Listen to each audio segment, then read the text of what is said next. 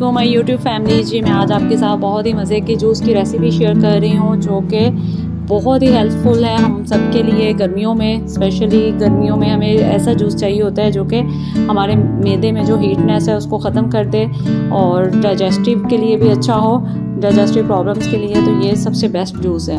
अच्छा जी, यहाँ पे मेरे पास 3 कैरीज थी, कच्चे आम जो होते हैं वो मैंने ले लिए हैं। यहाँ पे इनको मैं रफली जो है वो कट करूँगी। पहले आपने इसका प्रॉपर तरीके से छिलका उतारना है। छिलका उतारने के बाद आपने इसको रफली कट करना है। ज़्यादा मोटा ना हो, ज़्यादा बारीक ना हो, ये आपकी अपनी चॉइस है क्योंकि हम इसको ब्लेंड करेंगे बाद में। इसमें मैं कुछ और चीज़ भी इसमें ऐड करूँगी जो कि बहुत ही ज़बरदस्त है मैदे के लिए।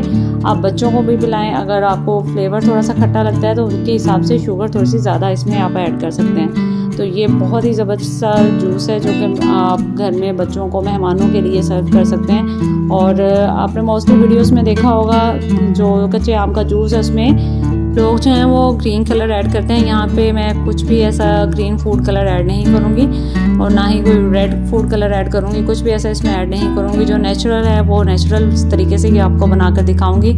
और दूसरी जो चीज़ इसमें ऐड करूँगी वो जो है वो भी मैदे के लिए, जो स्टमक के लिए वो बहुत हेल्पफुल है, ये आप सब जानते होंगे। अच्छा जी, यहाँ पे जो है वो मैंने जो कच्चे आम है वो जग में डाल रही हूँ, इस जग पे। और इसके बाद क्योंकि मेरे पास हैंड ब्लेंडर है तो मैं इसमें हैंड ब्लेंडर का यूज़ करूँगी। अगर आपके पास वो नहीं है तो आप जग वाले ब्लेंडर में भी यूज़ कर सकते हैं, तो ऐसा कोई इशू नहीं है। लेकिन बस जब आप ब्लेंड करें तो आपके जो वो है वो पीसीस जो है वो अच्छी तरह से ब्लेंड हो चुके हों।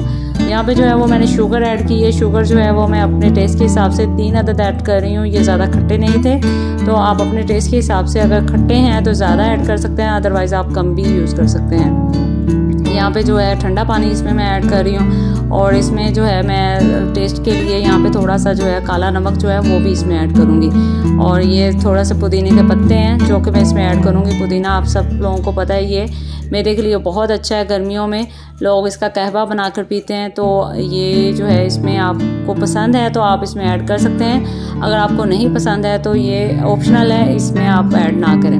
अच्छा जी, यहाँ पे जो है मैं अच्छी तरह से अब जो है इसको कैरी को अच्छी तरह से ब्लेंड कर लूँगी ताकि इसका जूस जो है वो अच्छी तरह से बन जाए। ये देखें जी, आपने अगर जग वाला ब्लेंडर है तो उसमें भी आपने अच्छी तरह से ब्लेंड करना है। जो इसके पीसेस हैं वो अच्छी तरह से ब्लेंड हो जाएं, अच्छी तरह से ग्राइंड करना है आपने।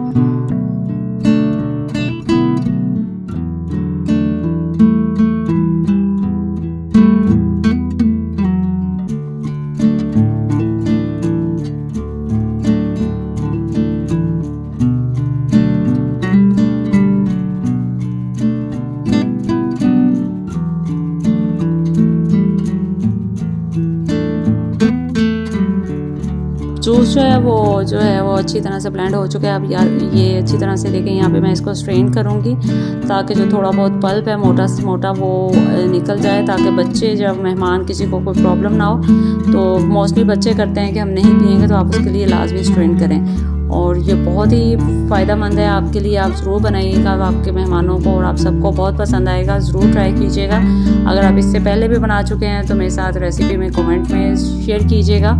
और इसमें अब हम आइस क्यूब्स ऐड करेंगे।